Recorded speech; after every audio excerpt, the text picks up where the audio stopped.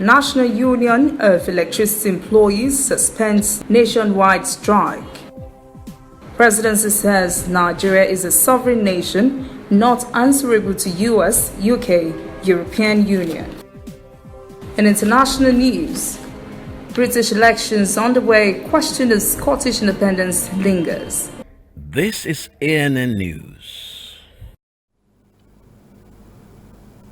I am Olajumoke Olatunji.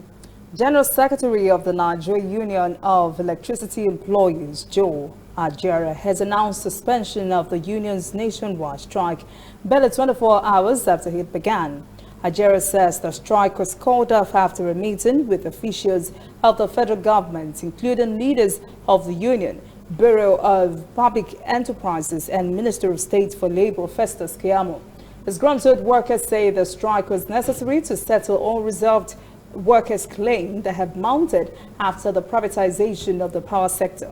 The strike led to a nationwide shutdown of electricity installations and has resulted in the disruption of service across the country.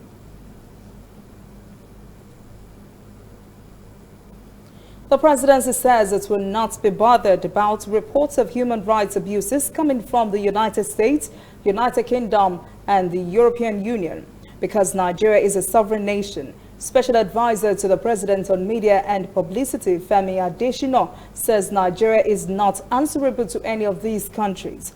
Adesina says on many occasions, the federal government had reversed its positions on issues where genuine public concerns were raised. But he says the ultimatum issued by 14 civil society groups and the Punch editorial were not the minds of majority of Nigerians. He called them mere distractions.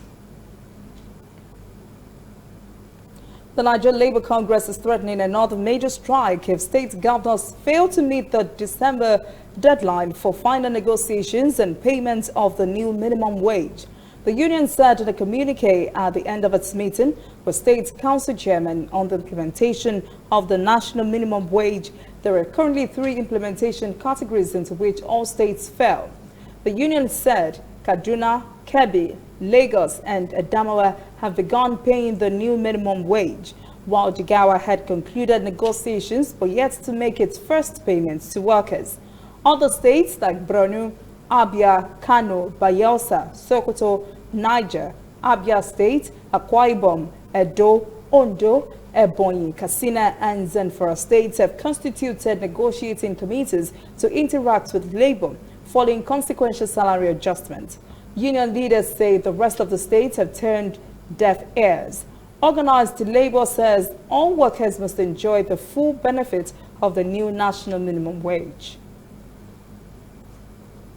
The Nigerian Army is asking the general public to disregard a viral video showing the murder of 2 purported soldiers and alleged policemen by the Islamic State West African province terrorists at an undisclosed location in the northeast.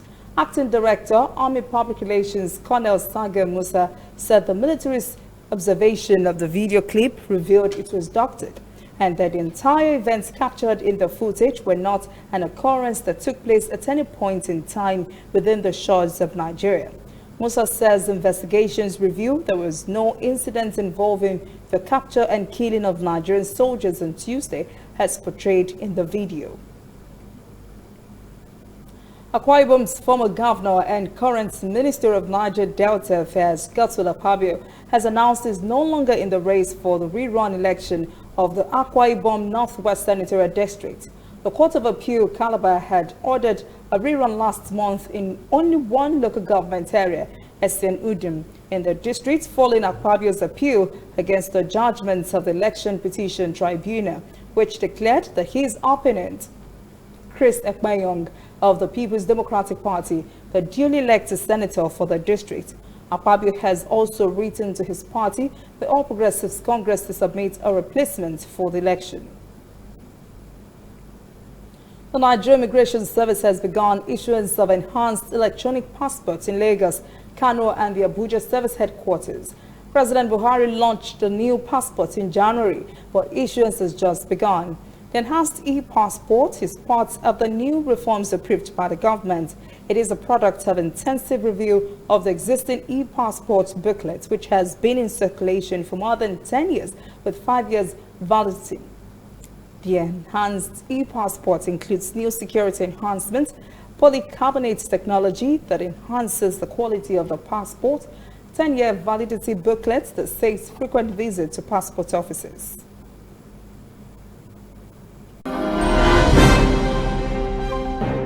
Coming up, African stories.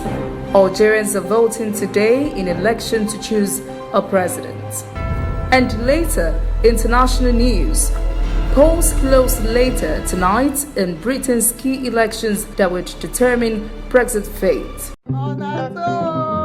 Today, night don't reach for me to settle blessing. Blessing for you. When this girl first got this my shop called network. Now so on top of NTF 4G phone. Now this girl could press. I provoke. I provoke. No, it's short. It reach what time, eh? The ambulance to make her tell her to make she mash her ass. Come up from my shop. And later I go realize say this girl go snap her. Put her for inside internet. They take her to adverts. Now I make customers that they come with my shop. Blessing, I want make you help me manage my shop now. Madam, but I think Nami and Blessing start work the same time. Now you and Blessing start work the same time. Blessing, you better start with a T-shirt for top of your 4G MTN phone. Business makes sense on top super fast and reliable MTN 4G. Join MTN, make you enjoy double data. Algerians are at the polls today in a contentious election to choose a new president. The election campaigns have brought to the fore the deep divide between young voters who have been protesting for weeks for a new generation of leaders and those they consider old guard elite who have decided to stay in power at all costs. Ahead of today's polls, several youths continued their protest demanding that old political leaders exit the scene and the political reforms take place. Protesters are saying the election is designed to preserve the status quo.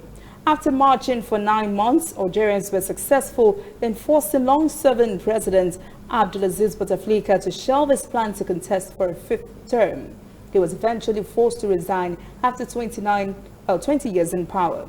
The young protesters say all they want is live freely, get good education, and secure stable and well-paying jobs. They also say they want authorities to listen to them. 5 candidates are vying for the votes to become the next leader of the oil and gas-rich country.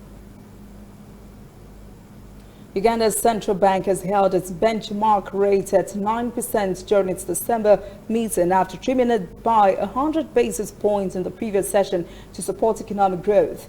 As Michael Baleke reports, times are tough out there as people complain of not having much money in their pockets this festive season. The festive season is fast approaching and traders are stocking up on merchandise to tap into Christmas sales. But some traders like Anne Louima say they are stuck with their goods. Business is not doing well. Sales are too low. You can spend a day without doing any sale at all. Since the beginning of 2019, Bank of Uganda says there has been a moderation in economic activity. Uganda has also posted big shortfalls in revenue collections on account of low consumer demand and diminished trade. But economic analysts blame the reduced consumer demand partly on low government spending. When there is no government spending, that means there is no trickle-down effect. People don't have money in their pockets. So the excitement of going to a buying spree, for example, ahead of a festive season, you may see less activity than last year. But Bank of Uganda is confident that maintaining the key lending rate will sustain credit flow in the market and stimulate economic activity in the outlook. During this time of the year, the streets here in Kampala are usually packed with traders selling items along the pathways. But it's a different story this year. Economic analysts say there is little money in people's pockets and it's only going to get worse as commodity prices shoot up. Economic experts say public sector financing needs by the government may put further pressure on the domestic borrowing costs. Government has just gone commercial last week to borrow $600 million from commercial sources. which has not happened in a long time because government prefers to go concessional. Now, if you're borrowing ahead of 2020, before actually we see a lot of fiscal pressures building up because of an election, funding an election, 2020 is going to be very dodgy. The Bank of Uganda projects that economic growth will range between 5.5 to 6% towards the end of the year, and that pace will be sustained in 2020. However, the projection remains subject to downside risks which may affect sales for many local traders. Tunisia is set to launch its first homemade satellite in July next year. Challenge 1 is a scientific research and innovation project offering new concepts in the information technologies and their practical applications. Hadni Chawochi reports. Mohamed Frikha is the founder and CEO of Telnet. He says Challenge 1 is a scientific research and technology demonstrator satellite offering new concepts in information technologies and their practical applications. This nano satellite will be specialized in IoT by space, Internet of Things by space. The first launch of this satellite would be used to certify this technology. Mohamed Frikha added that the satellite cost about $350,000, while its global counterpart cost about $1.7 million. Now we are ready to launch our first Tunisian nano satellite in July 2020. And this is an historical moment for our country. Tunisian engineers and competencies in different fields are behind Telnet's success story. They have led the in-house development of the project. Telnet has a long experience in IoT and embedded programming. We've used this expertise and competence to enter the challenging domain of aerospace technology. Telnet signed a contract with the Russian operator of commercial launches of Soyuz 2 rockets, GK Launch Services, for putting in space the North African country's first satellite. Experts say Challenge 1 in orbit operation will serve as a precursor mission for a constellation of 30 satellites. Telnet Group has signed a tripartite deal with 2 Russian companies for the launch of the 30-satellite constellation by 2023 for the development of a network of Internet of Things, IoT applications. 7 homeless persons in Cape Town, South Africa have sued the city to challenge fines levied on them and the confiscation of their belongings. One of the 7, Karen Bloom, told a South African news website she had been fined several times for sleeping on the streets. She said her identification card and clothes were taken in June when she was fined 500 rand, about $34 for littering with a cardboard she used as a mattress. The case was scheduled for today at the Western Cape High Court. When we return, international news. British elections underway, question of Scottish independence lingers. And later, sports. Angry football fans protest as coach Andrea quits for payment issues. The British public is back to the polls today in the 3rd general elections in 5 years. At stake is the Brexit mess that ended Theresa May's tenure as Prime Minister. Current Prime Minister Boris Johnson says he's the one who will finally honor the will of the British people, as expressed in the 2016 Brexit referendum to leave the European Union. His opposition challenger Jeremy Corbyn is promising to call for a second referendum on Brexit, in which he believes Brits will change their mind and stay in the EU. The Conservatives have an edge and are expected to win. If the Conservatives should win a majority in Parliament, the country would be poised to leave the EU at the end of January. But if neither party has a majority and Labour Party has more seats, then Corbyn would form a minority government, one that would bring forth a second Brexit referendum. If none of these permutations happen and a smaller party had a stronger showing than expected, then the country may crash out of the EU without an agreement. Polls close at 10 p.m. London time. Not everyone is on board with the idea of Brexit, and Scotland voted to remain in the European Union, but they are overridden by the decision of the rest of the country.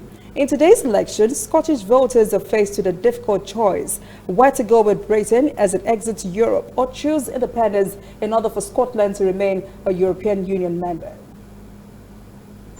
Scotland's capital, Edinburgh, isn't short of spectacular views, from castles to Gothic monuments and rows of Georgian houses. In a 2014 referendum, 55% of Scottish voters rejected independence. But now everything has changed. The UK looks set to be heading towards Brexit. The country's main political party, the Scottish National Party, or SNP, has its sights set on independence. 3 years ago, almost 52% of the country voted to leave the European Union. But not in Scotland. Here, 62% voted to stay. Daniel Keneally says this has played right into the hands of SNP leader Nicola Sturgeon. Brexit's been a gift principally because it represents something being imposed on Scotland that it didn't vote for. The majority of people in Scotland, quite a large majority of people, voted to remain in the European Union. So it's a good, easy line for the Scottish nationalists. We're being taken out of Europe against our will. But British Prime Minister Boris Johnson says if he wins the election, Scotland won't be allowed to carry out another vote on independence. What we may end up seeing next year is effectively a showdown between Nicola Sturgeon and Boris Johnson if he remains the Prime Minister. Nicola Sturgeon asking for that second independence referendum and Boris Johnson saying, no, you can't have it, which is just another gift to Nicola Sturgeon. All this Brexit uncertainty is making business owners anxious. Mette Bailey is a Danish fashion designer married to a Scot. But now she's struggling to hire dressmakers from Eastern Europe. This business is like United Nations. We've got people from all over the place, and they just suddenly didn't want to come because they didn't know if they could be allowed to stay. And then there was the issue about the pound dropping a lot. So people looking from abroad, looking to work here, they were like, you don't really earn very much. If Scotland gets the go-ahead for a second referendum on independence, it faces a stark choice.